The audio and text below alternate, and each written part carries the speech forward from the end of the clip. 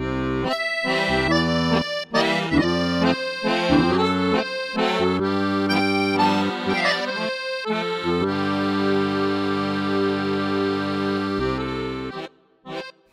birthday, Madam Chapeau! Words by Andrea, Beaty, pictures by David Roberts, and read by Lucille Scott. In a 3-story house with a shop down below lived the world's finest hat maker, Madam Chapeau. Like the lady herself, all her hats were refined, brilliantly singular, one of a kind. Each feather, each bauble, each bead, and each bow, painstakingly chosen by Madame Chapeau. From promptly at 8 till exactly at 4, that hatless but hopeful arrived at her door. Each person was special, each one of a kind, and perfectly matched to the hat she designed. She made hats for all, from the young to old, and each left her boutique a sight to behold. I would wear that. Then, climbing the stairs with her dog and her cat, the lonely, shy hat maker took off her hat. A sliver of Gouda, a plum, and a scone. Lady Chapeau ate her dinner alone.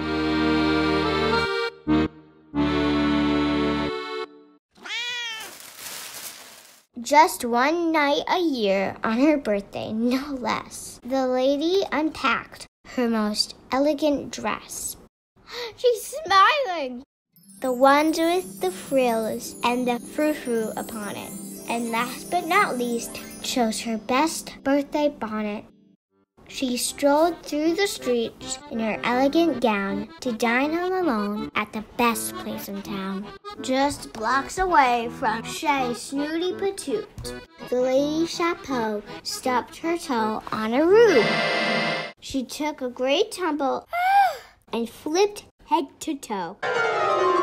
Her fine birthday bonnet was seized by a crow.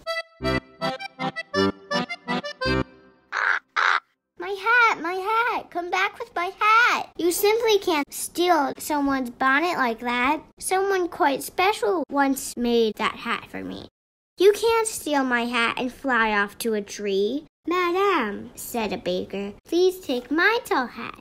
Oh, thank you, but truly, I couldn't do that. What would you wear on the top of your head while baking your biscuits, your scones, and your bread? No, kind monsieur. Someone made that hat for you. For me to run off with it simply won't do.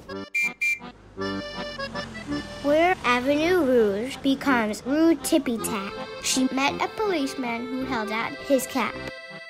Alas, said Madame, though I do love the look, you'll need a fine hat to capture a crook. Take mine, said a cowboy, and Stetson, of course. But how could she take it? It matched his black horse.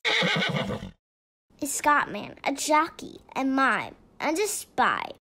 Each offered the lady a new hat to try. She said no to a derby, and no to a fez, and no to the sombrero of Senor Cortez.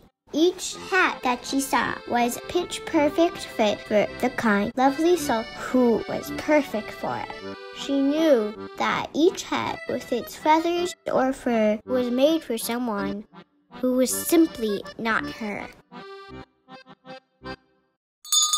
A very old merchant on Rue Pompadour, with only one hat on the shelves in his store, said, "Take this small present. I think it's just right." She smiled, but that hat was just too tight. She blushed a bright pink from her toe to her head. "Thank you, it's lovely," Madame Chapeau said.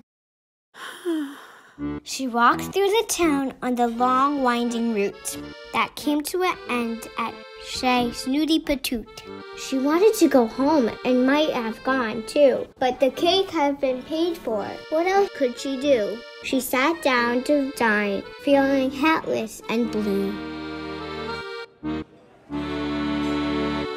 restaurant was crowded and fussy and loud. The fancy pants waiters brought dishes and bowed. The plates were a picture. The souffle was a sight. The hatless hat maker could not touch a bite. Look how big that cake is! She sat at her elegant table and sighed. She looked out the window and quite nearly cried. "Excuse me, madame," said a girl dressed in plaid. "I made you a gift from some yarn that I had. I made it myself, and I just want to say, hope you enjoy it. Happy birthday!" Oh. A girl held a brightly knit cap in her hand with thin purple stripes and wide orange band.